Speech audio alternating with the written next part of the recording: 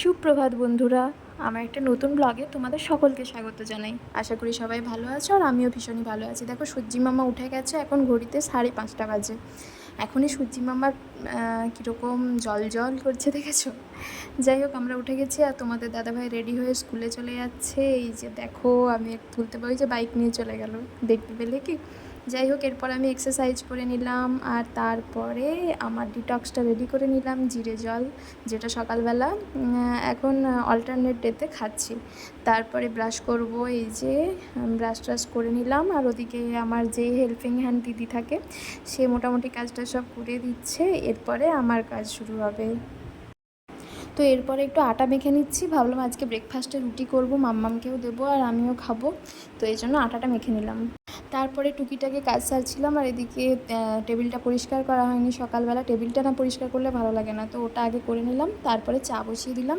আবার ভুল করে আমি তোমাদের দাদাভাইয়েরও চায়ের জল নিয়ে নিয়েছিলাম, জানো তো, ওই যে মানুষ অভ্যেসের দাস। যাই হোক, তো চাটা একা একা খেতে ভালো লাগে না, সকালবেলা চাটা দুজনে বেশ বসে জমিয়ে না খেলে ভালো লাগে না, জানো তো। কিছু করার নেই। এরপরে আমার মাম্মাম বেড থেকে উঠে এসে আবার বাইরে একবার শুয়েছে ডাইনিংয়ে, তো ওকে একটু আদর টাদর করে তুলছিলাম, যদিও অনেকটাই বেলা হয়ে গেছে, প্রায় 9টা মতো বেজে গেছে। মাঝে অনেকগুলো কাজ ছিল, সেগুলো সব করে নিলাম। এরপরে বাবুকে একটু আদর করে করে করে করে তুলতে হচ্ছিলো।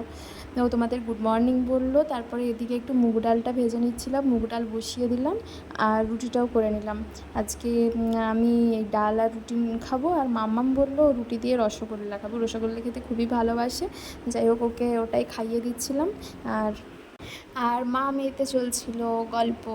এরপর তোমাদেরকে একটা জিনিস দেখাই, এটা দেখে আমি একদম চমকে গেছি। দেখো, এটা আমার নুনের কৌটো, লবণের কৌটো, তো তার মধ্যে দেখো পিঁপড়ে চলছে। মানে এখন পিঁপড়ের প্রকোপ এত বেড়েছে যে এরা চিনি ছেড়ে নুনেতে চলে এসেছে।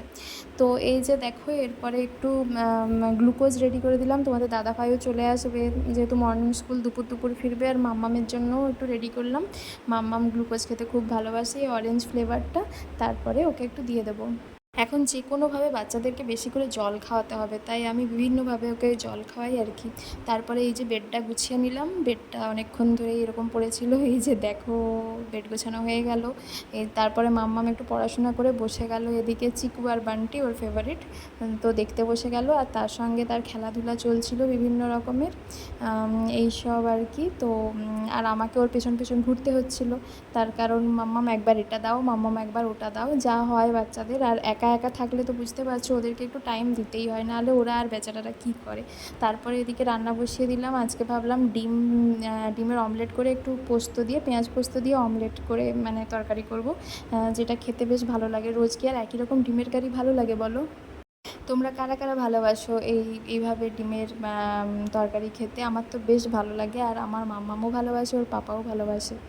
এরপরে মাম্মাম তো 10টা বাজলেই এখন বলে আগে আমাকে স্নান করিয়ে দাও, তাই ও বেশ কিছুক্ষণ ধরে বাথরুমে শাওয়ার টাওয়ার চালিয়ে বসে থাকে। তারপরে আমি গিয়ে ওকে স্নান করিয়ে দিই। আসলে গরমে বাচ্চারা যত তাড়াতাড়ি পারছে স্নান টান করে নিচ্ছে, আমি ওকে করিয়ে দিই স্নানটা। তারপরে এসি চালিয়ে রুমের ভেতরে বসিয়ে দিই, ও ওর ভেতরে বদমাইশি করুক, যাই করুক করুক। তারপরে এই যে পড়াশোনা করে সব ছড়িয়ে দিয়ে গেছে, তো সেগুলো আগে গুছিয়ে নিচ্ছি। তারপরে এই রুমটাকে গুছিয়ে দিয়ে তারপরে সেই রুমে যাব। আমার যদিও এখনও রান্নাও কমপ্লিট হয়নি, সেদিকেও বাকি আছে।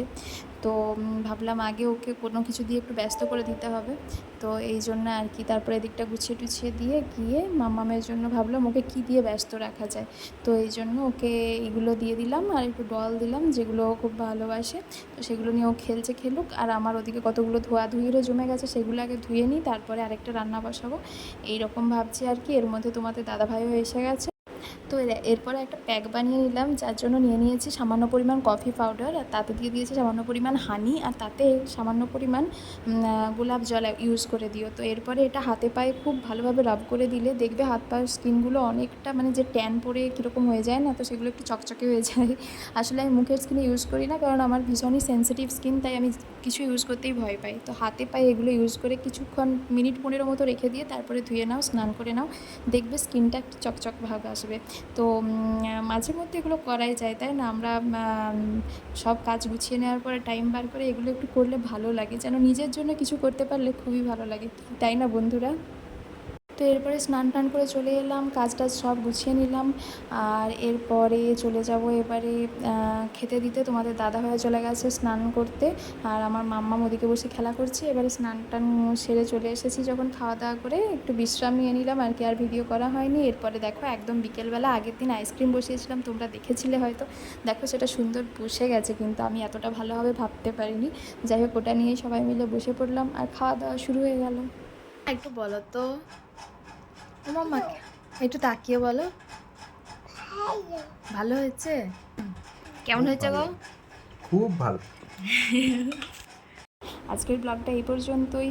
যদি ভালো লাগে অবশ্যই লাইক কমেন্ট শেয়ার করে দিও। ফিরে আসবো নেক্সট ব্লগ নিয়ে খুব তাড়াতাড়ি। সবাই খুব ভালো থেকো, সুস্থ থেকো, টাটা।